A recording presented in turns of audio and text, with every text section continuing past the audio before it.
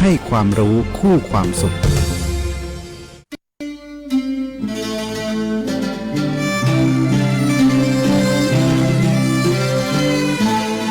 หม้อห้อมไม้สัก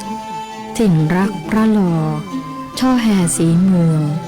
ลือเรื่องแพะเมืองผีคนแพร่นี้ใจงามคำขวัญประจำจังหวัดแพร่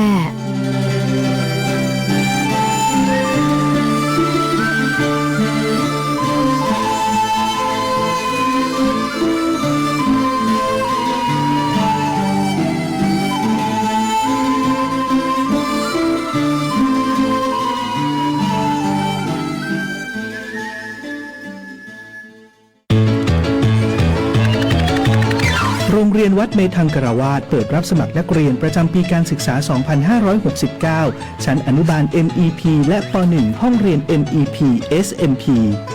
อนุบาลปีที่ 2 รับ 1 ห้องเรียนจำนวน 30 คนและอนุบาลปีที่ 3 ห้อง MEP ชั้นประถมศึกษาปีที่ 1 ห้องเรียนพิเศษ MEP และ SMP ห้องเรียนละ 30 คนรับสมัครวันที่ 1-5 กุมภาพันธ์ 2569 ระดับชั้นอนุบาลห้องเรียนปกติรับสมัคร 8-12 กุมภาพันธ์ 2569 ชั้นประถมศึกษาปีที่ 1 ห้องเรียนปกติรับสมัคร 15-19 กุมภาพันธ์ 2569 สมัครด้วยตนเองได้ที่ห้องบริหารทั่วไปโรงเรียนวัดเมธังกรวาสทุกวันไม่เว้นวันหยุดราชการตั้งแต่เวลา 8:30 นาทีถึง 16:30 นาทีโทรสอบถามได้ที่หมายเลขโทรศัพท์ 054-511-101 และ 064-461-5356 หรือเข้าไปดูที่เว็บไซต์ www.metang.ac.th หรือ Facebook งานประชาสัมพันธ์โรงเรียนวัดเมธังกรวาส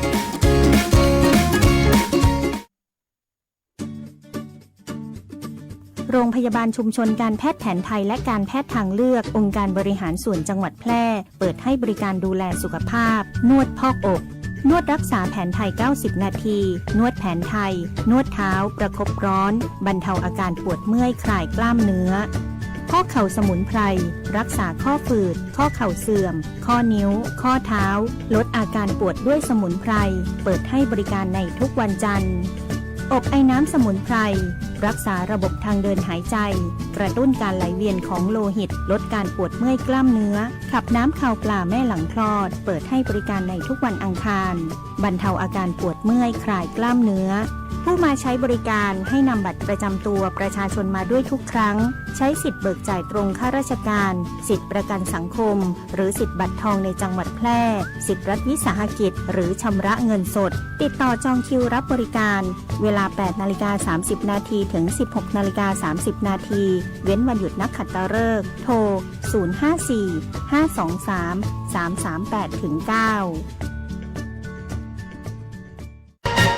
เก็บออมมาตั้งนานข่าวดีสำหรับคนอยากมีบ้านธนาคารอาคารสงเคราะห์มีสินเชื่อปลูกสร้างที่อยู่อาศัยบนที่ดินของตนเองอัตราดอกเบี้ยต่ำยื่นกู้ตั้งแต่3 มีนาคมถึง 30 ธันวาคม 2568 อนุมัติและทำนิติกรรมภายใน 30 ธันวาคม 2568 ผ่อนสบายสูงสุด 40 ปี กรณีทำประกันสินเชื่อดอกเบี้ยเดือนที่ 1-6 0.89% ต่อปี และกรณีไม่ทำประกันสินเชื่อดอกเบี้ย 1.29% ต่อปีวงเงินในโครงการมีจำนวนจำกัดติดต่อสอบถามที่ธนาคารอาคารสงเคราะห์สำนักงานสาขาแพร่ 054-621-490-5 ธนาคารอาคารสงเคราะห์ทำให้คนไทยมีบ้านดูแลผูกพัน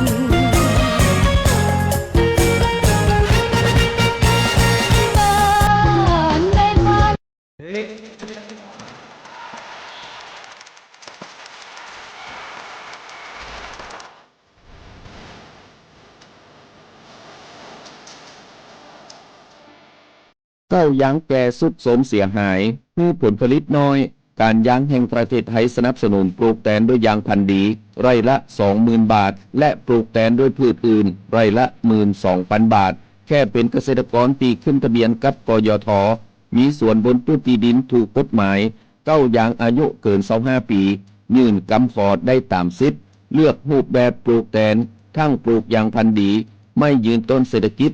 หรือส่วนยางยั่งยืนมีเงินทุนพร้อมช่วยเหลือติดต่อได้ที่ 069605การยางแห่งประเทศไทยจังหวัดแพร่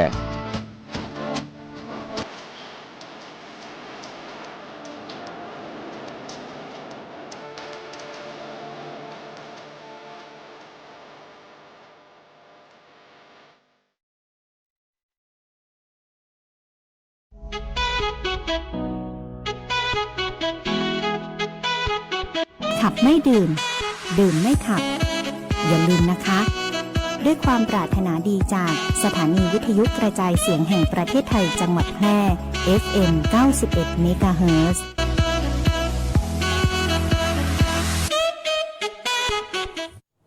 ที่นี่สถานีวิทยุกระจายเสียงแห่งประเทศไทยจังหวัดแพร่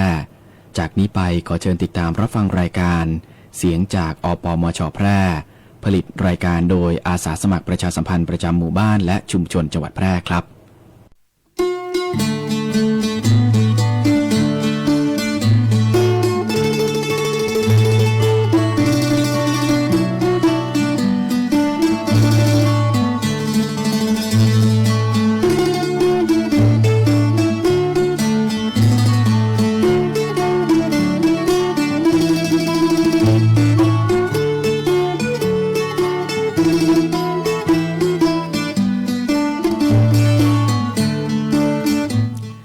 สวัสดีเจ้า สวัสดีเจ้า สวัสดีเจ้าท่านผู้ฟังท่านผู้ชมตีเคารพหักทุกท่านเจ้าป้ากันเหมือนเดิมนะเจ้ากับรายการเสียงจากอปมช.แปรตั้งสถานีวิทยุกระจายเสียงแห่งประเทศไทยจังหวัดแปรหรือสวท.แปรนะเจ้าซึ่งเป็นเครือข่ายของกรมประชาสัมพันธ์เนาะเจ้าทุกวันอาทิตย์นะเจ้าเวลาก็ประมาณ 11 โมงไปสักน้อยจนถึงเที่ยงนะเจ้ามีนัดกันตีนี้เนาะกับเฮา2 คนเนาะเจ้าเป็นได้พองอากาศจังหวัดแปรยังแขวนขึ้นแล้วเนาะยังแขวนขึ้นนี่หมายถึงจะได้ยังแขวนขึ้นค่อยยังชั่วอากาศก็ดีขึ้นแล้วเนาะกะบอกใครหนาวตอนใดจะก็แต่ก็ยังเย็นๆเนาะยังเย็นๆแล้วก็ตอนเจ้าก็ยังมีหมอกอยู่นะเจ้าช่วงนี้รู้สึกว่าบรรยากาศมันจะดีสบายๆนะเจ้าเนาะแต่ว่าคุณมัญยุรีเหตุการณ์ในประเทศไทยตีผ่านมานี่เนาะอาทิตย์ที่แล้ว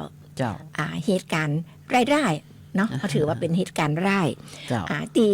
จังหวัดแปรโรงพยาบาลแปรก็มีเกิดเหตุไฟไหม้ขึ้นนะเจ้าไฟไหม้กับตึกไมตรีประชาเนาะชั้น 2แต่ก็ดีนะเจ้าดีที่บ่มีคนเสียชีวิตนะเจ้าเนาะแต่เอ็นดูพวกหมอพยาบาลเอ็นดูญาติคนป่วยญาติคนไข้ช่วยกันคุณมิรีช่วยกันนำคนป่วยออกจากตึกโหยังโกลาหลกันเหมือนกันนะเจ้าหน่วยกู้ภัยเจ้าหน้าที่ตีมีส่วนเกี่ยวข้องช่วยกันนะฮะขนาดนักเลยนะเจ้าเนี่ยน้ำใจของคนไทยนะเจ้าเนาะแล้วก็มีตีถนนพระราม 2แหมคุณมยุรีอันนี้นักเลยนะเจ้าเคลนถล่มเอ็นดูเนาะเสียชีวิตกันนักนะเจ้า30 กว่าคนก่อนบาดเจ็บก็เกือบเป็น100นะเจ้าคุณมยุรีก็ขอแสดงความเสียใจด้วยนะเจ้าเนาะแสดงความเสียใจด้วยแล้วถนนพระราม 2เหมือนกันตะวาเนี่ยนะเจ้าตะวาเนี่ยก็มีอยู่ๆมากะน้ำถนนสุดนะเจ้าถนนสุดมันออกตีไหนมาถนนพระราม 2สมุทรสาครจะเข้าไปกรุงเทพอยู่ๆกับถนนสุดขึ้นมาแล้วก็มีน้ำไหลขึ้นมาอย่างหนักเลยนะเจ้าแล้วก็มีรถกระบะตกลงไปนะตกลงไปในห้องน้ำนะเจ้าแต่เดชบุญเนาะกะเปิ่นกระบอกเป็นอย่างมากอีนะเจ้าปลอดภัยนะเจ้าอันนี้ก็คือเหตุการณ์ร้ายๆในประเทศไทยเปิ่นบอกว่าจะได้คุณมัญยุรีเปิ่นบอกว่าฟ้าหลังฝนย่อมสดใสเสมอจริงนะตอนนี้ไปก็คงจะมีแต่สิ่งดีๆเข้ามาแล้วเนาะในประเทศไทยนะเจ้าสิ่งที่เลวร้ายก็ขอให้ผ่านพ้นไปเนาะเจ้าเนาะเจ้าต่อไปเฮามาพอข่าวแรกกันเลยเนาะเจ้าเป็นข่าวเกี่ยวกับสภาพดินฟ้าอากาศเนาะเจ้าเนาะก็คือพยากรณ์อากาศนะเจ้าเมื่อพอพยากรณ์อากาศประจำวันที่18 มกราคมพุทธศักราช 2569 ตั้งแต่เวลา 6 นาฬิกาวันนี้จนถึงเวลา 6 นาฬิกาวันพรุ่งนี้พยากรณ์อากาศ 24ชั่วโมงต่างหน้าประเทศไทยตอนบนอากาศเย็นนะเจ้าแล้วก็มีหมอกในตอนเจ้ากับมีหมอกหนาเป็นบางพื้นที่โดยภาคเหนือภาคตะวันออกเฉียงเหนือตอนบนยังมีอากาศหนาวเย็นเนื่องจากบริเวณความกดอากาศสูงและก็มวลอากาศเย็นกำลังอ่อนปกคลุมประเทศไทยตอนบนในขณะที่ลมฝ่ายตะวันตกจากประเทศเมียนมาเคลื่อนเข้าปกคลุมภาคเหนือตอนบนและลาวตอนบนส่วนภาคกลางตอนล่างและภาคตะวันออกมีฝนเล็กน้อยเป็นบางแห่งเนื่องจากมีลมตะวันออกเฉียงใต้พัดนำความชื้นเข้ามาปกคลุมขอให้ประชาชนดูแลรักษาสุขภาพเนื่องจากสภาพอากาศที่เปลี่ยนแปลงและขอให้เพิ่มความระมัดระวังในการสัญจรผ่านบริเวณที่มีหมอกรวมถึงระวังอันตรายจากอัคคีภัยเนื่องจากสภาพอากาศที่แห้งแล้งนะเจ้าสำหรับภาคใต้มีฝนเล็กน้อยเป็นบางพื้นที่เนื่องจากมรสุมตะวันออกเฉียงเหนือกำลังอ่อนปกคลุมอ่าวไทยและภาคใต้โดยคลื่นลมบริเวณอ่าวไทยและทะเลอันดามันมีคลื่นสูงประมาณ1 เมตรขอให้ชาวเรือเพิ่มความระมัดระวังในการเดินเรือไว้ตัวยนะเจ้าฝุ่นละอองในระยะนี้ประเทศไทยตอนบนมีการสะสมของฝุ่นละอองหมอกควันอยู่ในเกณฑ์ปานกลางถึงมากนะเจ้าเนื่องจากการระบายอากาศอยู่ในเกณฑ์ที่บ่ดีและก็มีลมอ่อนพยากรณ์อากาศบริเวณภาคเหนืออากาศเย็นถึงหนาวกับมีหมอกในตอนเจ้าและมีหมอกหนาในบางพื้นที่อุณหภูมิต่ำสุด14 ถึง 20 องศาเซนเซียสอุณหภูมิสูงสุด29 ถึง 34 องศาเซนเซียสบริเวณยอดดอยอากาศหนาวถึงหนาวจัดอุณหภูมิต่ำสุด3 ถึง 12 องศาเซนเซียสลมตะวันตกเฉียงเหนือความเร็ว10 ถึง 15 กิโลเมตรต่อชั่วโมงพยากรณ์อากาศในจังหวัดแปรอากาศเย็นถึงหนาวกับมีหมอกในตอนเจ้าและมีหมอกหนาเป็นบางพื้นที่ทัศนวิสัย 0.1 ถึง 10 กิโลเมตรลมตะวันตกเฉียงเหนือความเร็ว10 ถึง 15 กิโลเมตรต่อชั่วโมงอุณหภูมิสูงสุดที่สถานีอุตุนิยมวิทยาแปรตะวานี่วัดได้ 32.1 องศาเซนเซียสอุณหภูมิต่ำสุดที่สถานีอุตุนิยมวิทยาแปรตะเจ้านี่วัดได้ 13.5 องศาเซนเซียสคาดว่าอุณหภูมิสูงสุดบ่ายวันนี้ประมาณ32 องศาเซนเซียสคาดว่าอุณหภูมิต่ำสุดเจ้าวันพรุ่งนี้ประมาณ16 องศาเซนเซียสบริเวณยอดดอยอากาศหนาวถึงหนาวจัดอุณหภูมิต่ำสุด3 ถึง 11 องศาเซนเซียสวันนี้ดวงอาทิตย์ตกเวลา 18:05 นาทีวันพรุ่งนี้ดวงอาทิตย์ขึ้นเวลา 6:54 นาทีก็ต้องขอบคุณสถานีอุตุนิยมวิทยาแปรตีเปิ้นฮื้อข้อมูลมานะเจ้าพยากรณ์อากาศนี่ก็ท่านก็สามารถติดตามรับฟังจากสวทของเฮาแล้วก็รายการเสียงจากกปมชของเฮานะเจ้าเนาะเพราะว่าบางครั้งเนี่ยมันขึ้นลงนะท่านฟังไว้ก็ดีเหมือนกันเพราะว่าบางครั้งเนี่ยสุขภาพของเฮาเนี่ยเฮามันปรับตัวบัตันนะเจ้าเนาะเฮาก็ต้องเตรียมตัวรับมือกับอากาศแห้งแล้งจะอีนะเจ้าเนาะโดยเฉพาะผู้สูงอายุกลุ่มเบาบางนะเจ้าท่านออกบ้านไปไหนก็ช่วงนี้ก็สวมแมสกันเห็นเนอนะ เพราะว่าใครวัดใหญ่สายพันธุ์ A ก็ยังระบาดอยู่นะเจ้าเนาะเราก็ด้วยความห่วงใยจากรายการเสียงจากอปมชนะเจ้าเนาะเราก็มาพอข่าวเกี่ยวกับรองนายกรัฐมนตรีนายชุชาติชมกลิ่นนะสั่งการเฝ้าระวัง ป้องกันไฟป่าและหมอกควันนะเจ้าเนาะปัญหาฝุ่น PM 2.5 เนี่ยโดยเฉพาะทางเหนือของเขาเนี่ยรุนแรงมากเลยนะเจ้าเนาะถ้าว่าท่านใดเนี่ยจะออกบ้านออกจ้องก็ยังเจ้าเนาะเราต้องสวมแมสป้องกันตัวเองนะเจ้าเนาะอันเนี่ยอากาศแห้งแล้งจีอะเนาะฝุ่น PM 2.5 หรือว่าอาจจะเป็นหมอกจากอากาศหนาวนะมันปะปนกันมานะเจ้าเนาะถ้าเฮาสูดเข้าไปนักๆเนี่ยเฮาก็ได้รับอันตรายแท้ๆเลยนะเฮาก็มาอู้ถึงเกี่ยวกับปัญหาฝุ่น PM 2.5 เนี่ยมักเกิดบ่อยครั้งนะในช่วงรอยต่อของฤดูหนาวนะต่อเนื่องไปถึงฤดูร้อนของทุกปีเมื่อวันที่ 12 มกราคม 2569 นายสุชาติชมกลิ่น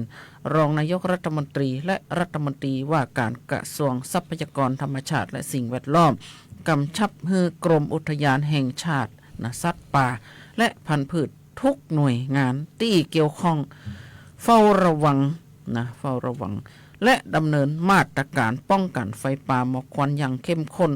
โดยกรมอุทยานแห่งชาติเจ้าน้องก็ได้จัดตั้งจุดเฝ้าระวังไฟป่าทั่วประเทศจำนวน 3,895 จุดและโดยเฉพาะพื้นที่14กลุ่มเสี่ยงภาคเหนือจำนวน 2,082 จุดพร้อมจัดชุดปฏิบัติการลาดตระเวนตรวจหาไฟป่าและลักลอบการเผาป่าอย่างต่อเนื่องและรณรงค์ให้ทุกท่านทุกคนเนี่ยเพิ่นบอกว่าไปรณรงค์เคาะประตูบ้านเพื่อสร้างความเข้าใจ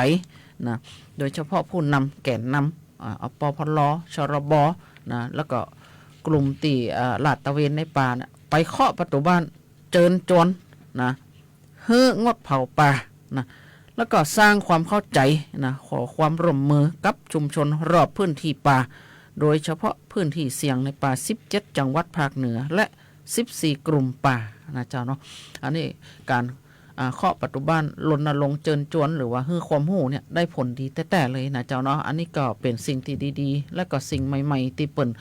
เอามาเป็นนโยบายไฟป่าเนี่ยเนาะถ้าหากว่ามันได้ไหม้แล้วปุ๊บเนี่ยมันเผาไปหมดนะมันจะลามนะมันลามไปหมดนะจริงๆปลาเนี่ยมันเขาห้องว่า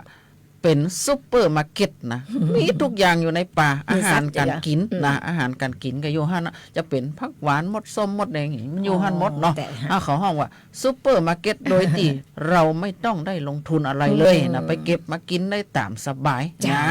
แล้วก็เป็นที่อยู่ของสัตว์น้อยสัตว์ใหญ่ท่านลองคิดว่าสมมาตรเนาะไฟไหม้บ้านท่านก็ยังร้องไห้เสียน้ำตานะเจ้าเนาะสัตว์น้อยสัตว์ใหญ่เขาก็ร้องไห้เหมือนเฮาเนี่ยเขาก็สูญเสียบ้านของเขาที่เขาอยู่เช่นเดียวกันเพราะฉะนั้นท่านจะเผาป่าท่านต้องคิดถึงตัวของท่านเองก่อนว่าเขาสูญเสียกับเฮาสูญเสียมันก็คือหัวอกเดียวกันนะเจ้าเนาะเพราะฉะนั้นบัดนี้เผาเน้อนะกะเอ็นดูสัตว์น้อยๆตีหนีบ่ตันน่ะเนาะเจ้าเนาะอย่างสัตว์ที่เป็นนกเป็นไอ้หยังนี่ยังบินหนีไปได้พ่องนะเจ้าเนาะแต่ว่าสัตว์น้อยๆอย่างเต่าอย่างเงี้ยอย่างเต่าอย่างงูอย่างสัตว์ตัวน้อยๆอ่ะคือเขาหนีบ่ตันชีวิตเขาก็ต้องตายเนาะเจ้าเนาะเจ้าบางถั่วหนีตันผ่องมาตันผ่องก็เป็นผู้พิการแน่เนาะก็ต้องนึกถึงใจเปิ่นใจเฮาเขาว่าสภาพเฮาเจ้าเขาต้องบอกว่าเราต้องอยู่แบบเอื้ออาทรซึ่งกันและกันเราต้องมีธรรมะอยู่ในใจนะเจ้าเนาะคุณมาอยู่ดีเจ้าเขาเข้าไปในป่านี่เขาเผาเพื่ออะไรอย่างบางสาเหตุเปิ่นก็บอกว่าเผาเพื่อให้ผักหวานมันปงนะจริงๆแล้วบ่เผามันก็ถึงปงเนาะเป็นธรรมชาติของเขาเนาะมันเป็นธรรมชาติของเขามันถึงจะปงเนาะเผาบ่เผามันก็ถึงปงนะอันนี้มันเป็นธรรมชาติเฮาก็มาดูอ่ะผักละในบ้านเฮาเนี่ยเฮาเผามันก็ยังปงเนาะแต่ตอนนี้มันปลูกได้เนี่ยเจ้าถ้าเขามีสวนมีตีอย่างบ้างเขาปลูกผักหวานขึ้นมาก็ได้บ่ต้องว่าสวนของเจ้าเนี่ยอยู่ในบ้าน2เจ้าเนี่ยยังงามแล้วนะเดี๋ยวนี้โอ้โหสูงต้นนั้นราคานะสูงเปียงอันนี้ล่ะสูงมาแต่เปียงกลางขาจะเปียงเอวล่ะนะแหมปีหน้าก็อย่าได้กินละเนาะบ่ต้องไปเสาะในป่าในดงเนาะเจ้าเนาะหาปลูกไว้ตามหมู่บ้านก็ได้สักต้น2ต้นอย่างคุณเมลีเดี๋ยวถ้าถึงเวลามาไปขอแกงโอ้ได้กะไปขอสักแกงมาส่งไปแลก เจ้าเพราะฉะนั้นเนาะเข้าป่าบุรีไปเผาป่าเนอะเจ้า ประเดี๋ยวนี้ สัต เปิ้น ว์เลี้ยงสัตว์ เนี่ยได้หมด สั อ่ะ ตว์ นะ ป่า ขนาดว่ามดส้มเนี่ยเขาก็ยังมาเลี้ยงไว้ในบ้านได้หมด ใช่ เขาเอากระดูกให้มันกินเขาเอาน้ำให้มันกินอย่างนั้นฤดูแล้งนะ เจ้า ใครมีเก้ามะม่วงซ้ำเหมาะ โอ้ นะ สมอเจ้าเอามาพอข่าวกันต่อเลยเนาะเจ้า อันนี้เป็นข่าวแจ้งเตือนกับพ่อแม่พี่น้องทุกคนทั่วประเทศเลยนะเจ้า เป็นข่าวมาจากปพเนาะปพข่าวเปิ่นบอกว่า ในวันที่20 มกราคม 2569 ก็คือวันอังคารที่จะถึงนี่นะเจ้าพ่อแม่พี่น้องเจ้าท่านผู้ฟังท่านผู้ชม คุณมายุรีเจ้า เจ้า ในวันอังคารที่20 มกราคม 2569 เวลาก็ประมาณบ่าย2 โมงนะเจ้าเวลาบ่าย2 โมง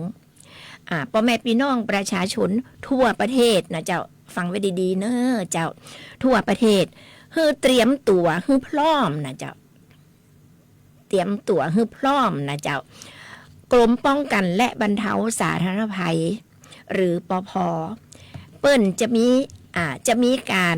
เตรียมทดสอบนะเตรียมทดสอบระบบแจ้งเตือนภัยผ่านมือถือนะเจ้าระบบแจ้งเตือนภัยผ่านมือถือระดับประเทศนะเจ้าทั่วประเทศนะบ่ใช่เฉพาะจังหวัดใดจังหวัดหนึ่งนะเจ้าทั่วประเทศนะเจ้าซึ่งการทดสอบครั้งนี้จะเกิดขึ้นพร้อมกันทั่วประเทศทั้ง76 จังหวัดและกรุงเทพมหานครนะเจ้าโดยโทรศัพท์มือถือของพ่อแม่พี่น้องเนี่ยของทุกๆคนเนี่ยนะเจ้าจะมีเสียงดัง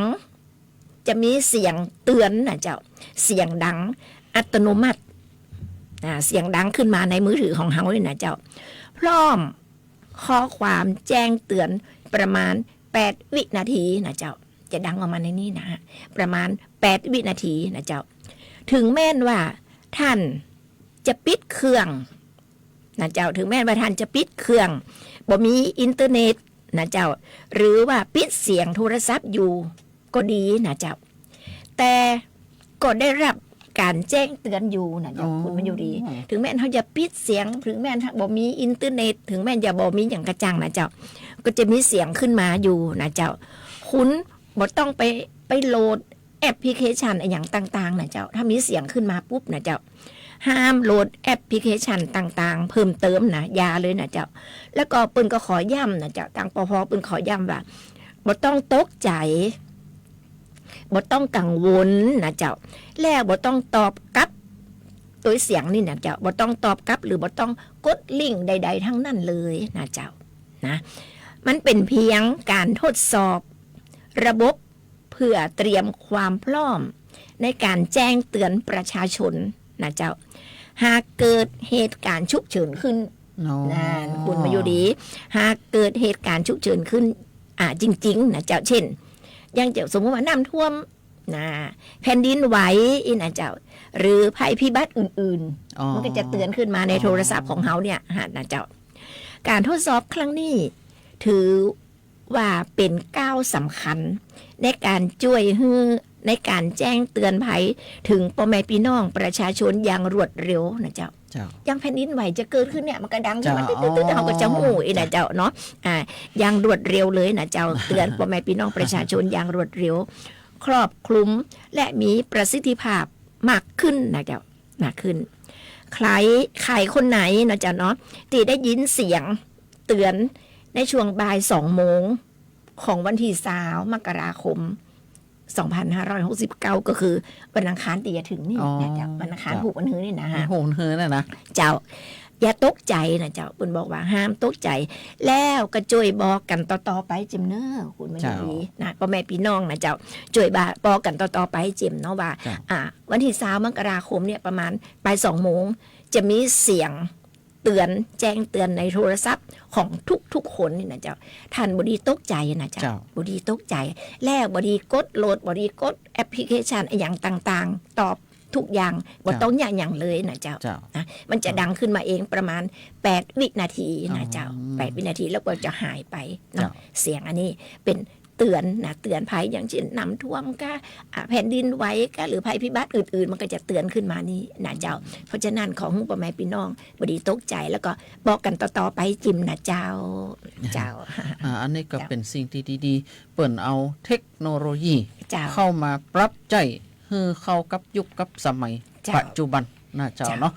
ก็อย่างเช่นช่วงที่ปีแล้วที่ผ่านมาเนี่ยน้ำจะท่วมนะโอ้มันก็เตือนตั้งแต่แม่เจ้านะ น้ำท่วมมาแรงเนาะมันเตือนแม่เจ้าอันนี้เขาก็รู้ต่างขนขวาแล้วนะเจ้าเนาะ ใจแล้วเจ้า อันนี้ก็เป็นสิ่งที่ดีๆที่ทางรัฐบาลทางป้องกันเปิ่นเอามาปรับใจให้เข้ากับยุคกับสมัยมาเดียวนี่อย่างกระจ่างยากกับไอทีมดเนาะ อย่างกับอสมเนี่ยอสมนี่ช่วงที่7 วันอันตรายเนี่ยเปิ่นเนี่ยอย่างเปิ่นกับไปปักมุดเมาไม่ขับนี่นะรณรงค์เมาบ่ครับอสมกับไปปักมุดเช่นเดียวกันนะแล้วก่อนตีน้ำท่วมเนาะอสมมีหน้าที่อย่างก็ไปปักหมุดพ้นภัยนะเปิ่นก็จะไปปักหมุดว่าบ้านหลังเนี้ยมีผู้ป่วยติดเตียงอยู่นะถ้าฮอดถึงว่าเวลาน้ำท่วมปุ๊บสัญญาณมันก็เตือนขึ้นตีตั้งป้องกันตั้งเจ้าหน้าที่ตั้งสาธารณสุขละเปิ่นก็จะเตรียมความพร้อมละเอารถนะมาฮับผู้ป่วยติดเตียงคนเนี้ยไปไว้ที่ปลอดภัยก่อนอันนี้ต้องอยู่ที่ความประสงค์ของผู้ป่วยว่าจะไปหรือไม่ไปนะเจ้าเนาะอันนี้ก็มันก็เป็นสิ่งที่ดีๆนะเจ้าเนาะเนี่ยเทคโนโลยีประเดี๋ยวเนี่ยมันก้าวไกลนะเจ้าเนาะ ต้องตัวให้ตันนะ ตัว เจ้า ให้ตันสัญญาณคลื่นอย่างต่างๆเนี่ยบางครั้งเนี่ยเปิ่นเนี่ยยังใยแมงมุมเลยเนาะยิ่งกว่าใยแมงมุมแหมสัญญาณคลื่นมันนะเจ้าเนาะเปิ่นเนี่ยสปะนะอย่างบางครั้งบางทีเนี่ยบางชุมชนบางตำบลเนี่ยเปิ่นเอาไปปักมุดจุดถังเปี๊ยะถังขยะเนี่ยเปิ่นเอาปรับมาใช้สมาร์ทเฮลตี้ดิจิตอลเนี่ยเปิ่นก็เอาไปปรับดูว่าบุคลากรทั้งของอสมหรือว่าของทางสาธารณสุขเนี่ยเปิดมีการไปปักมุดพ่นภัยปักมุดสุขภาพอย่างสัปปะสปินะเดี๋ยวนี้ก็หลายอย่างนะอสมนี่เนี่ยสัปปะนะก็คัดกรอง NCD ก็เอาจากเนี่ยเทคโนโลยีเนี่ย เจ้าช่วงนี้เขาขอเบรกสักกรรมนะเจ้าเนาะฟังสิ่งที่ดีๆจากรายการฟังเพลงก่อนนะเจ้าหลังจากนั้นมาฟังข่าวกันต่อแหมเนาะเจ้าเจอเลยเจ้า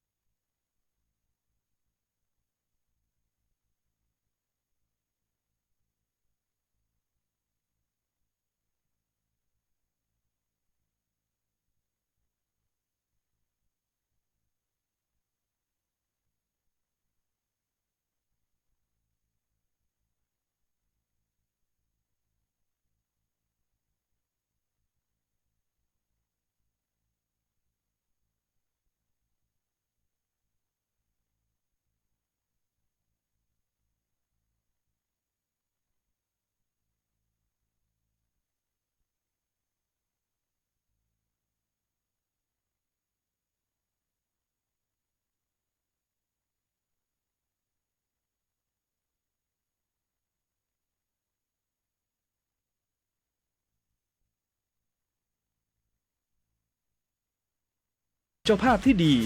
ร่วมต้อนรับนักกีฬาจาก 15 จังหวัดภาคเหนือ ร่วมชม ร่วมเชียร์การแข่งขันกว่า 45 ชนิดกีฬาในการเป็นเจ้าภาพจัดการแข่งขันกีฬาเยาวชนแห่งชาติรอบคัดเลือกภาค 5 ครั้งที่ 41 เมืองแพร่เกมส์ระหว่างวันที่ 22 ถึง 31 มกราคม 2569 นี้ และการแข่งขันกีฬาอาวุโสแห่งชาติรอบคัดเลือกภาค 5 ครั้งที่ 8 เวียงโกไสเกม ระหว่างวันที่ 15 ถึง 22 กุมภาพันธ์ 2569 พลาดไม่ได้กับพิธีเปิดการแข่งขันสุดยิ่งใหญ่ตระการตาในวันพฤหัสบดีที่ 22 มกราคม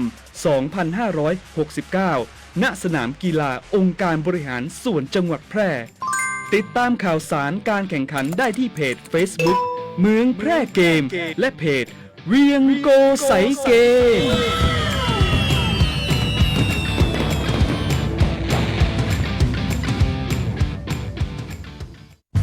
ตาขวางเดินโซเซห่างตกลิ้นห้อยน้ำลายย่อย แม่นเลยเจ้าสัตว์เลี้ยงของท่านกำลังเป็นโรคพิษสุนัขบ้าเพื่อบ่ให้มีการสูญเสียชีวิตจากโรคพิษสุนัขบ้าเฮาผู้คนต้องเป็นส่วนหนึ่งในการเฝ้าระวังป้องกันควบคุมและบูรณาการร่วมกันกำจัดโรคพิษสุนัขบ้าให้หมดไปจากประเทศไทย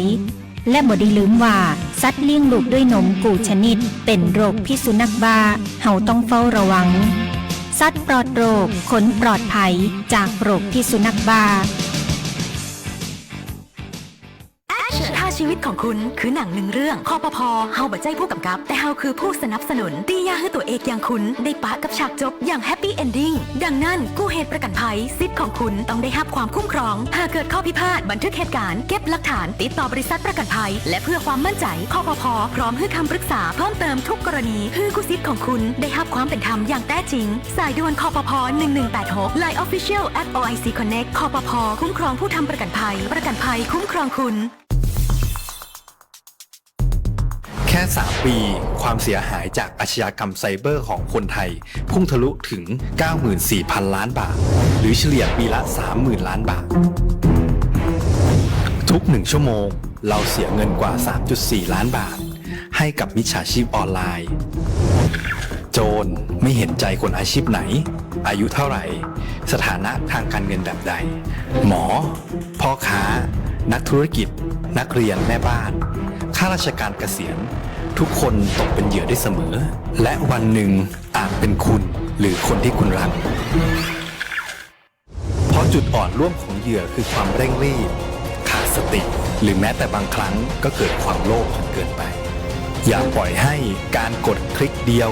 ลิงก์เดียวทำให้โจรยิ้มกว้างวันนี้ถึงเวลาแล้วที่คนไทยทุกคนจะต้องร่วมมือกันสร้างภูมิคุ้มกันอาชญากรรมไซเบอร์ช่วยกันหยุดก่อนที่ภัยไซเบอร์จะทำให้คนที่คุณรักและตัวคุณเองกลายเป็นเหยื่อ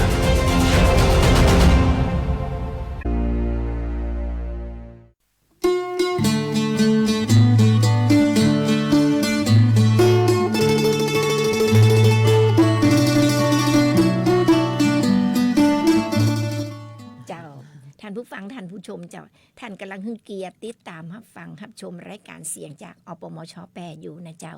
โดยมีข้าเจ้าพัฒนันกันกาเจ้าข้าเจ้าไม่รีเกิดใจเจ้าดำเนินรายการอยู่นะเจ้าเนาะวันนี้มีข่าวหนักเลยนะมันอยู่ดีกว่าเวลาเฮาก็จะบอกปออาทิตย์ที่แล้วก็แปะแล้วนะอาทิตย์ที่แล้วก็แปะหลายข่าวนะเจ้าอาทิตย์นี้ว่าจะบ่แปะอีนะเจ้าเนาะพอเวลาก็ไหลหลังเข้ามาแล้วเจอคุณไม่รู้ข่าวอย่างนั้นเจ้าต่อไปข่าวอันจากกสทช.เจ้าเปิ้นเตือนประชาชนสังเกตสายโทรเข้าจากต่างประเทศหลังมิจฉาชีพหวนใจวิธีโทรศัพท์หลอกลวงนะแนะบล็อกสายต่างชาติได้ฟรีนะเจ้าเนาะพ่อแม่พี่น้องเจ้าสำนักงานคณะกรรมการกิจการกระจายเสียงกิจการโทรทัศน์และกิจการโทรคมนาคมแห่งชาติหรือกสทช.ออกประกาศเตือนประชาชนเมื่อวันที่8มกราคม2569ได้เพิ่มความระมัดระวังในการรับสายโทรศัพท์จากหมายเลข ที่มาจากต่างประเทศนะหลังจากที่รับแจ้งจากเจ้าหน้าที่ตำรวจว่ากลุ่มมิจฉาชีพได้กลับมาใช้วิธีการใช้โทรศัพท์จากต่างประเทศเพื่อหลอกลวงประชาชนและมีผู้หลงเชื่อเป็นจำนวนมากนะเจ้าเนาะโอ้อันเนี้ยมันเอามุกเก่ามาใจทำแล้วนะเจ้าเนาะ มันหายไปพักนึงเนาะ มันหายไปพักนะเดี๋ยวนี้เอามานะขอให้ประชาชนตรวจสอบหมายเลขเข้านะก่อนรับสายนะเจ้าเนาะเมื่อสายมันโทรมาปุ๊บเนี่ยเขาก็กลับมาพอให้ก่อนนะเจ้าเนาะหมายเลขมีเครื่องหมายบวกนำหน้าอย่างเช่นบวก697อย่างขึ้นไปเป็นต้นเนาะหรือว่าบวก698หรือบวก66นะเจ้าเนาะมันจะมีเลขบวกนำหน้านะเจ้าเนาะหากบ่มีธุระจำเป็นหรือบ่มีญาติอยู่ต่างประเทศท่านก็บ่ต้องไปฮับนะเจ้าเนาะถ้าต่างประเทศเนี่ยบางครั้งญาติพี่น้องเปิ้นอยู่ต่างประเทศเปิ้นโทรเข้ามามันก็จะมีเจอีแต่เลยนะเจ้าเนาะถ้าเฮาบ่มีญาติอยู่ต่างประเทศเนี่ยหมายเลขบวกขึ้นมาเนี่ยนะเฮากลับมาพอกันเฮาตัดสายทันทีบ่ต้องไปฮับนะเพื่อป้องกันความเสียหายทั้งนี้ประชาชนสามารถตั้งค่าปฏิเสธการรับสายจากต่างประเทศได้โดยบ่มีการใช้จ่ายทั้งสิ้นนะเพียงกดหมายเลข1381สี่เหลี่ยมแล้วก็โทรออกเมื่อเปิดใจงานแล้วสามารถนะบ่สามารถจะรับสายโทรเข้าจากต่างประเทศได้เลยนะเปิ้นว่าสมมติว่าถ้าเฮากด1381สี่เหลี่ยมโทรออกเนี่ยนะสายต่างประเทศเข้ามาปุ๊บเนี่ยเฮาก็บ่สามารถจะรับสายได้ละนะอันนี้มันบล็อกไปเลยเนาะมันบล็อกของเฮานะเน้นย้ำใจความระมัดระวังเป็นพิเศษกับสายที่ขึ้นต้นเครื่องหมายบวกหากรับแล้วพบความผิดปกติบ่แน่ใจขอให้วางสายทันทีพร้อมย้ำว่าหน่วยงานของรัฐบาลบ่มีนโยบายติดตามทวงถามหรือดำเนินคดีกับประชาชนทางโทรศัพท์นะเจ้าเนาะอย่างเช่นเปิ่นได้รับ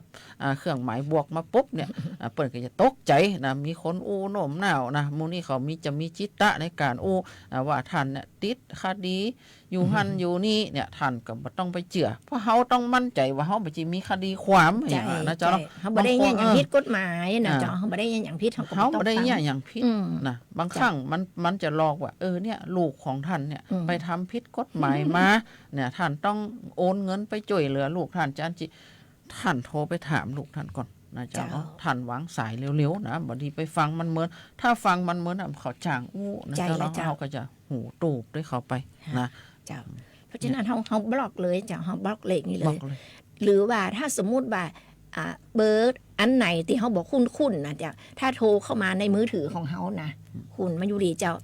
คือเขาลบแบบ Wi-Fiก่อนที่เขาจะอู้อย่างออกไปเนี่ยคือท่านลบ Wi-Fi หรือลบเน็ตของคุณอย่าก่อนนะเจ้าเพราะฉะนั้นแต่ก็ยังอู้กันได้อยู่แต่เขาจะบ่สามารถที่จะเนี่ยอย่างเฮาของเฮาได้นะเจ้าเพราะฉะนั้นลบเลยเนาะเลขอย่างโชว์ขึ้นมาปุ๊บบ่เคยฮู้บ่เคยคุ้นลบ Wi-Fi กับลบเน็ตของเฮาเลยนะเจ้าบางครั้งมันก็บ่ใจจ้าน่ะแม่ตุ้ยคุณพระนันเจ้าบางทีเนี่ยเฮาจะบ่รับเนอะเกิดลูกเฮาอยู่ต่างจังหวัดนะโทรศัพท์เขาลุเสียบางครั้งโทรศัพท์หายเขาอาจจะยืมของเปื่อนโทรมาเฮาบ่ฮับกับวันนี้นะแต่เฮาฮับนะเจ้าเฮาฮับเฮาฟังแต่ว่าเฮาปิดเน็ตกับปิดมือถือเฮายังอู้กันได้อยู่นะเจ้าแต่ว่าเขาบ่สามารถตีเนี่ยข้อมูลอย่างเฮาได้นะเจ้าเจ้าอันนี้คือเป็นการป้องกันที่เขาอยากเอาข้อมูลของเฮาไปนะเจ้าเนาะเจ้ามาพอข่าวต่อไปเนาะเจ้าอันนี้ขอเป็นสะพานบุญนะเจ้ารายการอปมช.แปลขอเป็นสะพานบุญนะเจ้าข่าวต่อไปเป็นข่าวขอเชิญจวนนะเจ้าเชิญเข้าร่วมโครงการบรรพชาอุปสมบทหมู่93รูปนะเจ้าจังหวัดแปรขอเชิญชวนข้าราชการเจ้าหน้าที่และประชาชนผู้มีจิตศรัทธาเข้าร่วมโครงการบรรพชาอุปสมบทหมู่จำนวน93รูปเพื่อถวายเป็นพระราชกุศลแด่สมเด็จพระนางเจ้าสิริกิติ์พระบรมราชินีนาถพระบรมราชชนนีพันปีหลวงโดยมูลนิธิรวมจิตน้อมเกลาเพื่อเยาวชนในพระบรมราชูปถัมภ์พร้อมกับวัดเทพประธานอธิพร อำเภอสอยดาวจังหวัดจันทบุรีกำหนดของการอุปสมบทนะเจ้ากำหนดจัดขึ้นหน้าอาคารสมเด็จองค์ประถมวัดเหตุประธานอาธิพรระหว่างวันที่27กุมภาพันธ์2569ถึงวันที่9มีนาคม2569นะเจ้าโดยเปิดโอกาสให้ผู้ที่สนใจเข้าร่วมบรรพชาอุปสมบทหมู่ได้นะเจ้าโดยบ่เสียการใช้จ่ายใดๆทั้งสิ้นเลยนะเจ้าผู้ที่เข้าร่วมเนาะเข้าร่วมบรรพชาอุปสมบทนะเจ้าบ่มีการเสียการใช้จ่ายนะเจ้าฟรีเนาะเจ้าและนอกจากนี้นะเจ้ายังเปิดรับผู้ที่มีจิตศรัทธารวมเป็นเจ้าภาพนะเจ้าคนไหนที่มีจิตศรัทธาที่จะเข้ารวมเป็นเจ้าภาพบรรพชาอุปสมบทหมู่ในครั้งนี้นะเจ้าจำนวน93รูปนะเจ้ารูปละ 5,000 บาทนะเจ้าไผจะรวมเนาะทำบุญนะเจ้า รูปละ 5,000 บาทโดยผู้เข้ารวมเป็นเจ้าภาพนะเจ้าตั้งแต่ 30,000 บาทขึ้นไปจะได้รับของตีระลึกและมีรายชื่อนะเจ้าจารึกในสูจิบัตรของโครงการนะเจ้าผู้ใดสนใจที่จะสมัครเข้ารวมบรรพชาอุปสมบทหรือเป็นเจ้าภาพนะเจ้าในครั้งนี้ก็สามารถส่งใบสมัครแล้วก็เอกสารที่เกี่ยวข้องได้ตั้งแต่มาเดี๋ยวนี้เลยนะเจ้าได้ตั้งแต่บัดนี้จนถึงวันที่31มกราคม2569ณวัดพระเทพประธานอธิพรอำเภอสอยดาวจังหวัดจันทบุรีนะเจ้าหรือว่าท่านจะสอบถามเนาะสอบถามรายละเอียดเพิ่มเติมไปก่อนก็ได้นะเจ้าที่เบอร์0804042439 ในนามมูลนิธิรวมจิตน้อมเกล้าเพื่อเยาวชนในพระบรมราชูปถัมภ์นะเจ้าก็เป็นสิ่งที่ดีๆเนาะเฮาก็จะได้ทำบุญนะแล้วก็เป็นการถวายนะเจ้าเนาะถวายองค์ราชินีหรือว่าแม่หลวงพระพันปีเจ้านะเจ้าเนาะถ้าแม่หญิงเปิ้นบวชได้แค่เนาะก็จะไปบวชอยู่นะเจ้าเปิ้นบ่อนุญาตให้บวชนะเจ้าเนาะการบวชภิกษุณีแล้วก็ชีเนี่ยชีนี่ยังบวชง่ายกว่านะภิกษุณีเนี่ยมันจะว่าบวชกันได้ง่ายมันจะต้องอยู่วัด1 ปีเพื่อถือศีลรักษาศีลแล้วก็บ่ได้บวชตรงที่ประเทศไทยเฮาบวชบ่ได้ต้องไปบวชที่ประเทศศรีลังกานะหมดทั่วประเทศเนี่ยก็อาจจะมีภิกษุณีบ่ถึง100 รูปนะเจ้าเนาะคนจะนุ่งเหลืองห่มเหลืองเหมือนพระภิกษุเลยนะเจ้าเนาะเฮาก็มาพอข่าวเกี่ยวกับพาณิชย์จังหวัดแปรนะเปิดรับสมัครผู้ขอใจตราสัญลักษณ์ GI นะส้มโอขาวน้ำผึ้งเมืองร้องตั้งแต่วันที่12มกราคมตั้งแต่วันที่27นะกุมภา12มกราถึง27กุมภา2569สำนักงานพาณิชย์จังหวัดแปรเปิดรับสมัครผู้ขอใจตราสัญลักษณ์สิ่งบ่งจี้ทางภูมิศาสตร์นะหรือ GI นะสินค้าส้มโอขาวส้มโอน้ำผึ้งเมืองรองเนี่ยแต่ก่อนนี่ส้มโออร่อยเนี่ยบ่ได้มาจากจังหวัดเฮานะมาจากต่างจังหวัดแต่บัดเดียวเนี่ยเมืองรองเฮาเนี่ยสามารถผลิตได้แล้วนะนะโดยเล็งเห็นความสำคัญในการส่งเสริมและก็คุ้มครองแหล่งที่มารวมถึงการสร้างความเชื่อมั่นด้านคุณภาพของสินค้าท้องถิ่นภายใต้ตราสัญลักษณ์ GI นะเพื่อผลักดันสินค้าให้สร้างชื่อเสียงและเพิ่มมูลค่าแก่จังหวัดแปรนะทั้งนี้กรมทรัพย์สินทางปัญญาได้ประกาศขึ้นทะเบียนบ่งจี้ทางภูมิศาสตร์สินค้าส้มโอขาวน้ำผึ้งเมืองร้องอย่างเป็นทางการเมื่อวันที่3มกราคม2568เพื่อให้การดำเนินงานเป็นไปตามขั้นตอนและกระบวนการที่ถูกต้องรวมถึงเกิดประโยชน์สูงสุดแก่กลุ่มผลิต นะและผู้ประกอบการในพื้นที่สำนักงานพาณิชย์จังหวัดแปร่จึงขอประชาสัมพันธ์และเปิดรับสมัครผู้ขอใจตราสัญลักษณ์บ่งจี้ทางภูมิศาสตร์หรือ GI สินค้าส้มโอขาวน้ำผึ้งเมืองรองให้ประชาชนทั่วไปกลุ่มผลิตผู้ประกอบการและเครือข่ายที่เกี่ยวข้องโดยได้รับทราบทั่วถึงกันนะผู้สนใจสอบถามรายละเอียดและก็ยื่นเอกสารหลักฐานเพื่อขอใจตราสัญลักษณ์ GI ได้ตั้งแต่วันที่12 มกราคมถึง27 กุมภาพันธ์ 2569 อันนี้ก็จะมีของดีๆอยู่ในจังหวัดแปร่ของเฮาเนาะเฮาก็ช่วยกันโปรโมทสินค้าในจังหวัดแปร่ของเฮาจะเป็นส้มกาส้มเขียวหวานส้มโอกาหรือมะขามหวานในจังหวัดแปร่ของเฮาเนี่ยเนาะเฮาก็ช่วยกันโปรโมทนะเจ้าเนาะ เจ้า คุณยุรีเจ้าพอเวลากันไล่หลังเข้ามาติ๊กๆเนาะขอเห็มข่าวเนาะเจ้าเนาะ คงยังตันอยู่นะเจ้าข่าวสองข่าวกับบ่ฮู้เนาะพอก่อนเนาะเจ้าถ้าบ่ตันก็แปะไว้นะเจ้าเอามาฟังข่าวนะเจ้ามาฟังข่าวเกี่ยวกับสุขภาพนะเกี่ยวกับเคล็ดลับอายุยืนนี่นะเจ้า ท่านใครคนไหนพ่อแม่พี่น้องคนไหนนะท่านผู้ฟังท่านผู้ชมอยากให้อายุยืนนะเจ้ามาฟังใกล้ๆเลยนะเจ้าเคล็ดลับอายุยืนโดยบ่ต้องพึ่งยาและบ่ต้องจ่ายเงินนะเจ้าบ่ต้องเสียเงินเลยเนาะเจ้าถือว่าเป็นข่าวดีนะเจ้าที่ทุกคนควรจะหู้ไว้นะเจ้าแล้วก็เพื่อเป็นความหู้แล้วก็ขอให้ไปปฏิบัติตัวนะเจ้าเปิ้นบอกว่าถ้าเฮาต้องการดูแลสุขภาพของตัวเฮาร่างกายของตัวเฮาเนี่ยนะเจ้าเปิ้นบอกว่าถ้าท่านต้องการดูแลและบำรุงตับนะเจ้าดูแลและบำรุงตับของท่านออกกำลังเดินแบบจ้าๆนะเจ้าบ่ต้องเดินเร็วนะเดินแบบจ้าไปนะเจ้าและท่านต้องการดูแลบำรุงไตก็ขอให้ท่านยืนแล้วก็ยืดส้นเท้าขึ้นลงนะเจ้ายืดส้นเท้าขึ้นลงจีนะบำรุงไตนะเจ้าขยิงเท้าเจ้ายืดขึ้นยืดลงจีขยิงเท้าแบบนี้นะเจ้าถ้าท่านต้องการดูแลม้ามนะเจ้าขอให้ท่านกลืนน้ำลายเป็นบอกกลืนน้ำลายมันนะเจ้าเนาะถ้าท่านดูแลและบำรุงหัวใจของท่านหายใจลึกๆนะเจ้าหายใจลึกๆหายใจลึกๆเนาะเจ้าแล้วก็บำรุงถ้าท่านดูแลและบำรุงลำไส้ของท่านดื่มน้ำให้เพียงพอนะเจ้าดื่มน้ำให้เพียงพอและถ้าท่านต้องการดูแล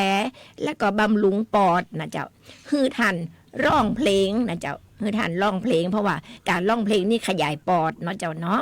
และถ้าท่านต้องการและบำรุงกระเพาะนะเจ้ากระเพาะ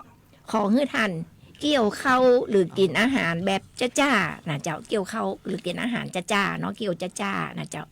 และถ้าท่านต้องการดูแลแบบบำรุงสมองให้ท่านมันอ่านหนังสือนะเจ้านี่อัลไซเมอร์นะเจ้าให้ท่านมันอ่านหนังสือเขียนหนังสือนะเจ้าเนาะอ่านหนังสือบำรุงสมองนะเจ้าและถ้าท่านต้องการดูแล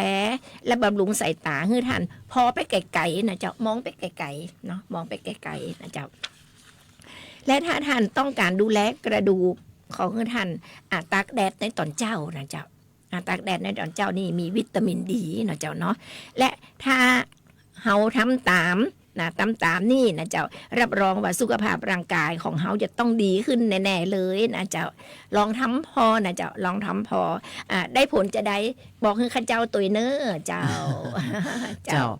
ตะกี้มีแฟนรายการเปิ้นโทรมาเนาะเปิ้นโทรมาเปิ้นบอกว่าเปิ้นเคยฮู้ว่าบล็อกเบอร์ที่ว่าอันต่างประเทศเนี่ยที่บ่เข้ามาในของเฮาเนี่ยเปิ้นว่าหมายเลขอะไรหยังนะหมายเจ้าจะทวนให้ฟังนะหมายเลข1381แล้วก็สี่เหลี่ยมโทรออกนะเจ้าเนาะมันก็จะบล็อกเบอร์ทันทีเลยนะเจ้าเนาะเจ้าเฮามาถึงช่วงท้ายรายการแล้วก็ขอบพระคุณทุกท่านนะติดตามทางคืนวิทยุ91นะเจ้าเนาะแล้วก็จะขอทักทายแฟนรายการทางหน้า Facebook โดยนะเจ้าเนาะ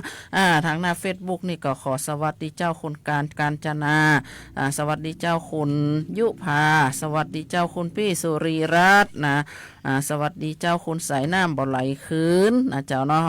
สวัสดีเจ้าคุณรินรดานะสวัสดีเจ้าคุณพัฒนาโพธิมูลนะ